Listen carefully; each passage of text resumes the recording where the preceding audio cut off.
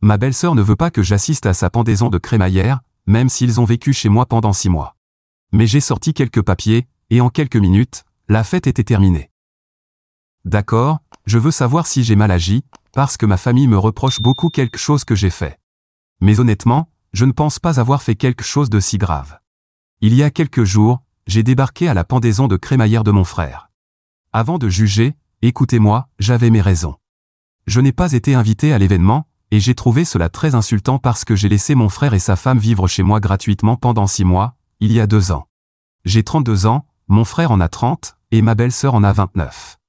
Je vais appeler mon frère Joe et ma belle-sœur Emma. Joe et moi étions très proches, il venait toujours me voir pour tout. De mon côté, j'avais aussi une relation très proche avec lui, et j'aime mon frère. Je l'aime toujours, c'est sûr. Sinon, je ne songerais même pas à m'excuser pour tout ce qui s'est passé. Mais honnêtement, je n'ai jamais aimé Emma. Ce n'est pas faute d'avoir essayé de l'apprécier, j'ai vraiment fait des efforts, mais c'était impossible. Elle est un peu trop prétentieuse à mon goût. Je n'aime pas les gens comme ça, et elle est le genre de personne qui méprise toujours les autres si leurs opinions ne correspondent pas complètement aux siennes.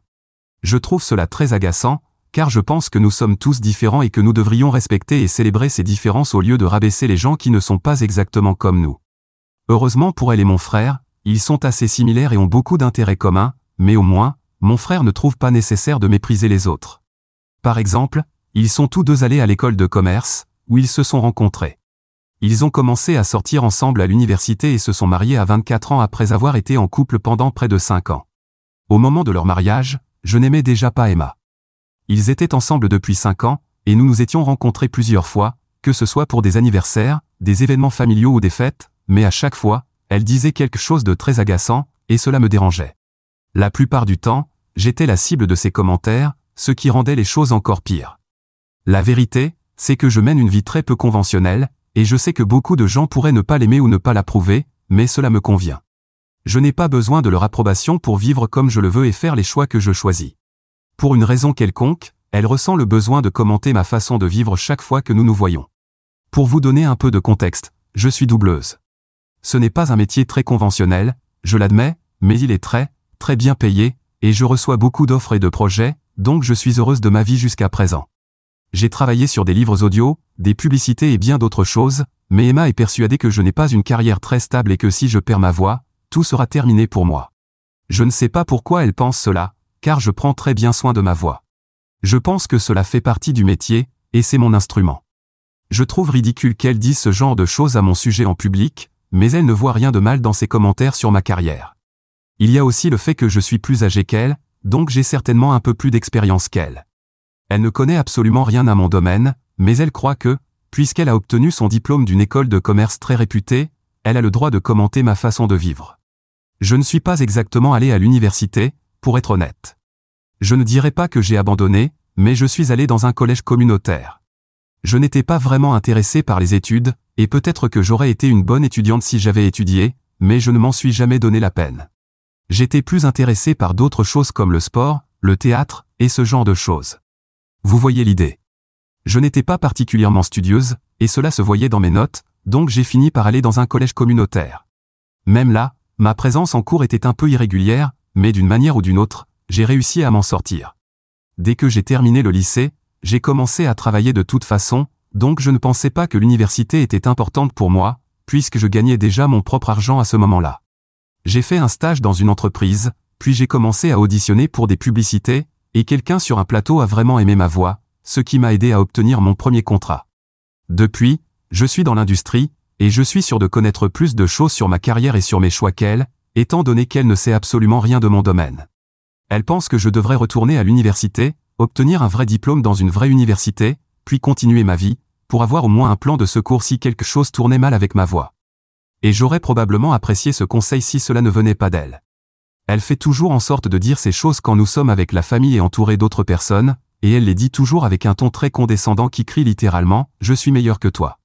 Non seulement cela, mais il y a aussi quelques autres aspects de ma vie que les gens pourraient trouver peu conventionnels. Par exemple, j'ai clairement dit que je ne me marierai jamais, et même si ma famille a essayé de me faire envisager cette option, j'ai été très ferme à ce sujet et j'ai dit à tout le monde que je n'étais pas intéressé par le mariage. Je n'ai rien contre les personnes qui se marient, ce n'est tout simplement pas pour moi.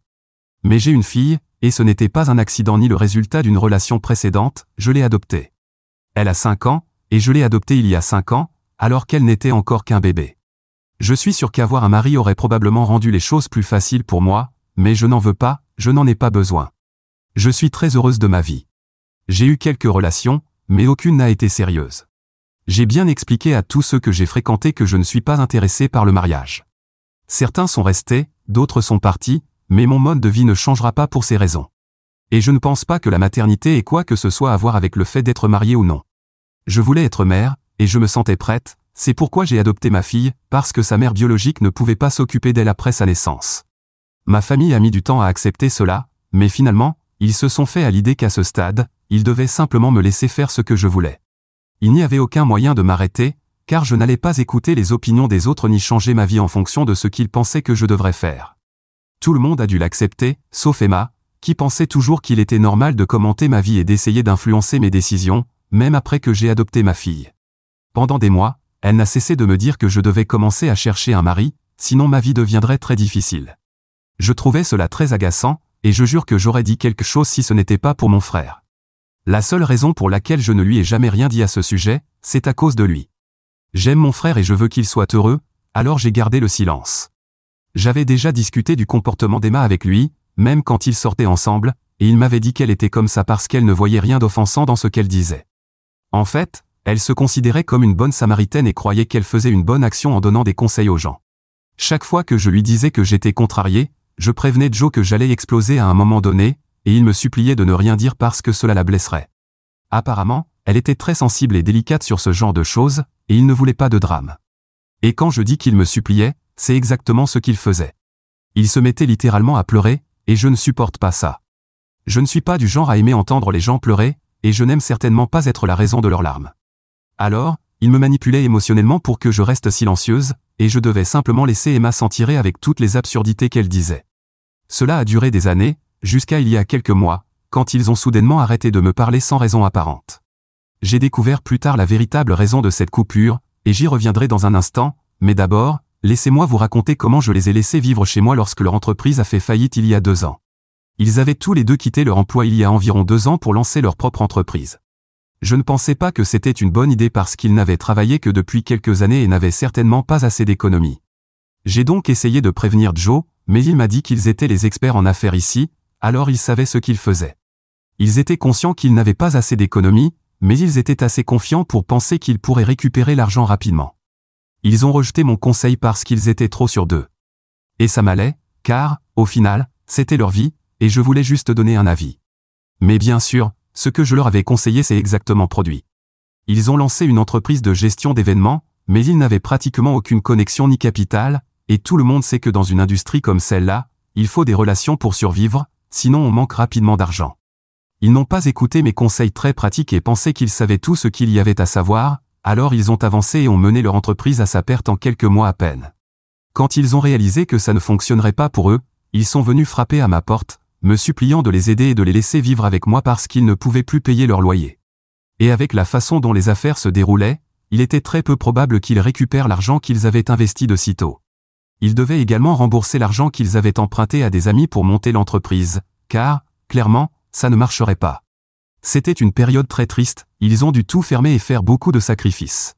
Je voulais être là pour mon frère, alors je leur ai dit qu'ils pouvaient vivre avec moi parce que je savais qu'ils ne pouvaient pas se permettre leur loyer. À l'époque, ils étaient très reconnaissants, et Emma s'est très bien comportée pendant les 6 mois où elle a vécu avec moi. Elle savait que je lui rendais service malgré la façon dont elle m'avait traité par le passé, alors elle n'a fait aucun commentaire désagréable pendant ces 6 mois. Vers le 4e mois, Joe m'a demandé de parler à un ami à moi et de lui trouver un emploi convenable parce qu'il en avait assez de travailler dans la même entreprise qu'avant. Il avait dû retourner à son ancien emploi lorsqu'il avait réalisé que l'entreprise ne fonctionnerait pas, et Emma avait dû faire de même. Au moins, elle était heureuse de travailler, alors elle ne se plaignait pas.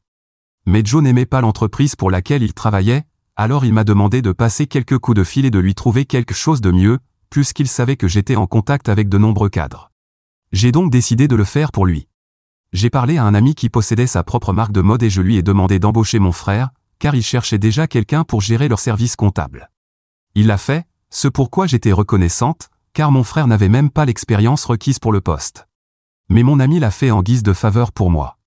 En 2 mois, ils avaient quitté ma maison et s'étaient remis sur pied. Joe m'a promis qu'il n'oublierait jamais ce que j'avais fait pour lui parce que c'était important.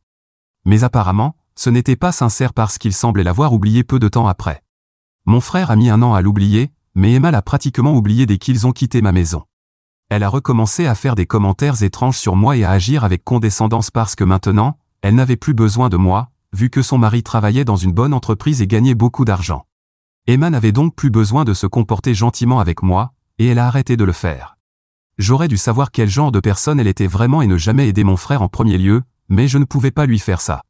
J'aurais pu facilement briser leur illusion qu'ils étaient soudainement devenus importants simplement parce que mon frère occupait un bon poste en disant à Emma que c'était moi qui lui avais trouvé le job, sinon il dépendrait encore de moi. Mais je ne l'ai pas fait, parce que je ne voulais pas blesser Joe, et honnêtement, je suis trop vieille pour ce genre de drame puéril.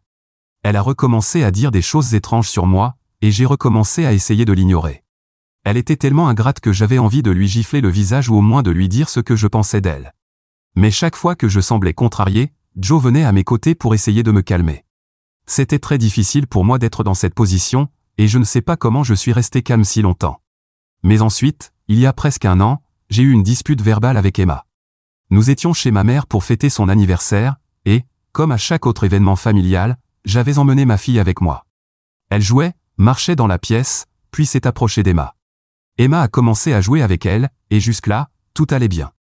Mais ensuite, sans aucune raison valable, elle a commencé à dire à ma fille de me demander de lui trouver un papa parce qu'elle en aurait besoin en grandissant. Ma fille avait juste l'air très confuse et ne savait pas quoi dire, et j'étais tellement en colère parce que c'est une chose qu'elle me dise des choses étranges comme ça, je suis une adulte, et la seule raison pour laquelle je ne dis rien en retour, c'est parce que je ne veux pas me mêler à ces mesquineries. Mais elle ne peut pas dire ce genre de choses à ma fille parce que c'est tout simplement stupide et ridicule. Alors, je me suis vraiment énervé, et avant que Joe puisse me calmer, je suis allé la voir et je lui ai dit de se taire et de ne pas parler comme ça à ma fille. J'en avais déjà marre qu'elle me dise des choses bizarres comme ça, et je n'allais pas la laisser entraîner ma fille là-dedans. J'ai certainement haussé la voix, et je m'en fiche. Elle l'a mérité, et j'en avais assez supporté pendant des années. Je pense que ce que j'ai fait était nécessaire, car après cela, elle a complètement cessé de me parler, et honnêtement, c'était un changement très bienvenu. Elle ne me saluait plus et ne me parlait plus, sauf si la situation l'exigeait absolument. Si elle pouvait éviter toute interaction avec moi, elle le faisait, et dans ce sens, cela me convenait parfaitement. Bien que Joe ait été très contrarié que nous ne nous parlions plus, il a essayé de me convaincre de me réconcilier avec Emma, mais je n'allais pas faire cela. Elle m'avait offensé et manqué de respect bien trop de fois pour que j'y réfléchisse même. Je lui ai donc dit que cela n'arriverait pas, et il a été contrarié pendant un moment. Mais pour ma part, j'étais en paix avec ça. C'était elle l'ingrate.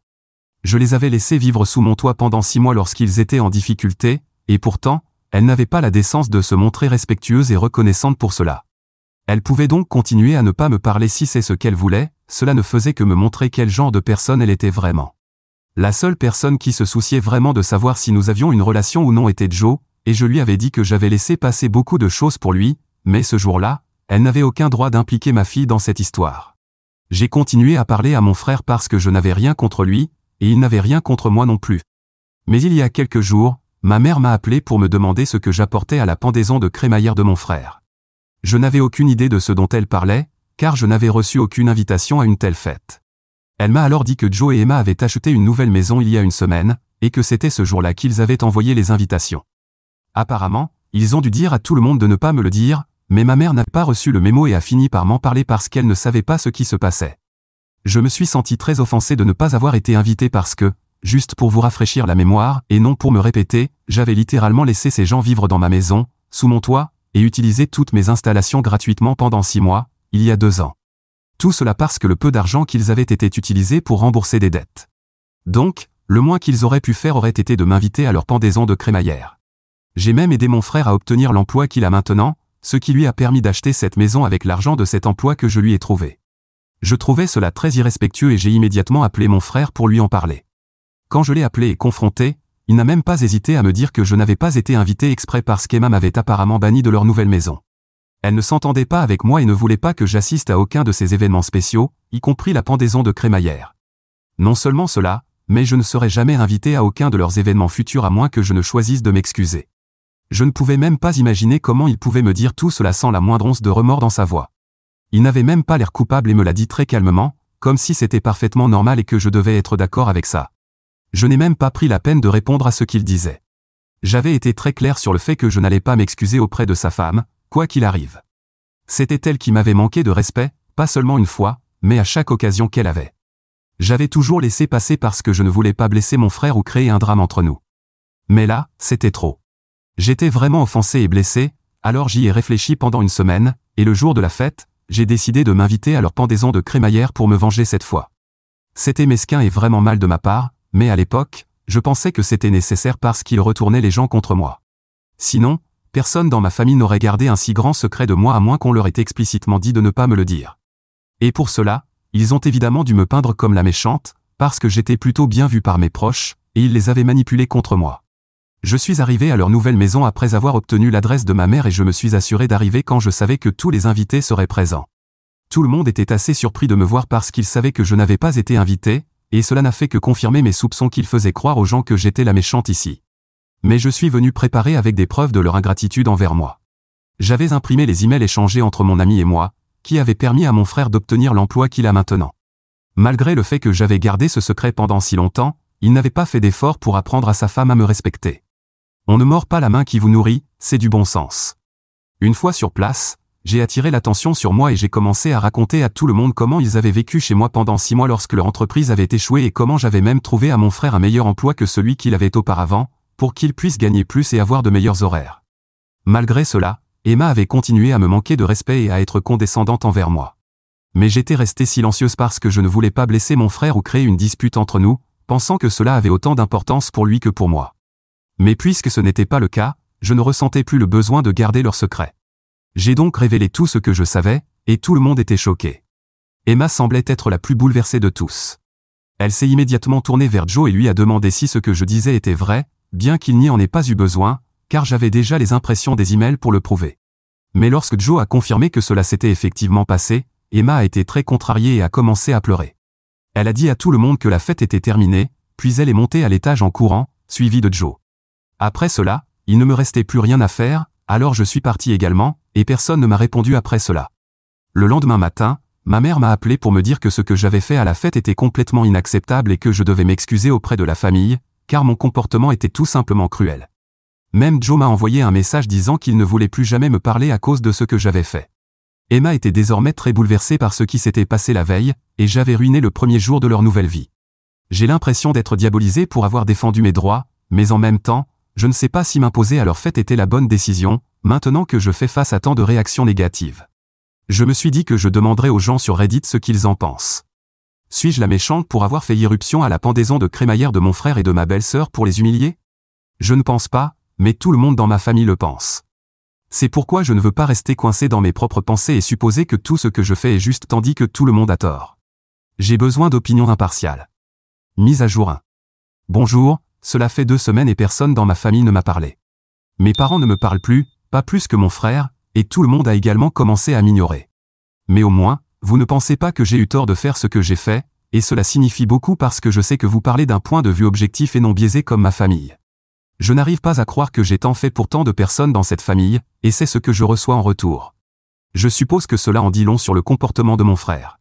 Pas étonnant qu'il soit comme ça, vu les personnes qui l'entourent, personne n'est reconnaissant pour ce que j'ai fait pour eux, et ils essaient de me peindre comme la méchante juste parce que je n'étais pas prête à tolérer l'irrespect. Bien joué, je dois dire. Cette Emma joue la carte de la sympathie et en profite pleinement, c'est certain. Je suis contente d'avoir décidé de ne pas m'excuser et de couper complètement les ponts avec eux. Je suis mieux sans eux, tout comme ma fille. Je pense que j'ai trop supporté pour mon frère, avec qui j'ai toujours eu une bonne relation. Mais il est tombé sous le charme d'Emma, et maintenant je vois où se situent ses loyautés dans tout cela. Je suis contente d'avoir éclaté de colère et qu'il ne me parle plus, cela prouve encore plus clairement le genre de personne qu'est mon frère, et cela m'a aidé à m'éloigner de lui. Mise à jour 2. Alors, cela fait presque un mois sans contact avec ma famille. Ma fille continue de me demander quand elle verra son oncle et ses grands-parents, et c'est juste tellement triste. Je ne sais même pas quoi lui dire. Je pense qu'elle est la seule personne à travers laquelle cela m'affecte, parce que tout le monde a été très mature à ce sujet. Aucun de mes amis ne m'a posé de questions à ce sujet, et ils respectent mon espace. C'est également difficile pour moi de gérer cela, car j'avais l'habitude de parler à Joe tous les week-ends et de passer du temps avec mes parents régulièrement, mais maintenant tout cela est fini. Ils n'ont même pas pris la peine de me parler. C'était l'anniversaire de ma fille il y a 2 jours, et ils ne lui ont même pas souhaité un joyeux anniversaire. Je sais que c'est moi qui ai choisi de couper les ponts avec eux, mais le minimum qu'ils auraient pu faire aurait été de souhaiter un joyeux anniversaire à ma fille. Elle est une enfant et n'est pas responsable de ce que font les adultes. Elle était très confuse de voir que c'était son anniversaire et que personne de sa famille ne s'était intéressé à sa fête, puisqu'il n'y avait que quelques-uns de ses amis et quelques-uns de mes collègues et amis avec leurs enfants, mais pas son oncle, qui était toujours l'âme de toutes ces fêtes d'anniversaire jusqu'à maintenant. Je ne devrais probablement pas m'inquiéter de ces choses, mais elles comptent, et je me suis senti vraiment mal. Mais ce n'est pas grave. Je suppose que je vais m'en remettre avec le temps. Au moins, cet incident avec ma famille a révélé les vraies couleurs de tout le monde, et maintenant je sais exactement où je me situe avec eux. Mise à jour 3. Eh bien, j'ai des nouvelles croustillantes, même si elles le sont moins pour les finances de mon frère. Il se trouve que mon ami, celui qui a aidé mon frère à obtenir son emploi, était à l'anniversaire de ma fille parce qu'il a un enfant du même âge et l'a amené pour partager ce moment. Quel enfant n'aime pas une fête d'anniversaire? Mais mis à part le fait que les deux se sont bien amusés, tout comme les autres enfants présents, la partie intéressante était notre conversation. Il m'a parlé de mon frère, et bien que la discussion ait commencé de manière assez informelle, il a fini par avouer que mon frère n'était pas la meilleure personne pour ce poste. Comme je l'avais déjà mentionné, il n'était pas qualifié, et mon ami l'avait seulement aidé par amitié pour moi. Il ne savait rien de mes problèmes avec ma famille, il me le disait simplement parce qu'il envisageait de licencier mon frère et d'embaucher quelqu'un d'autre. Bien qu'il ait voulu en discuter avec moi d'abord pour adoucir le choc, étant donné que c'était un service qu'il me rendait et qu'il se sentait mal, je n'ai pas hésité à le rassurer en lui disant que c'était correct.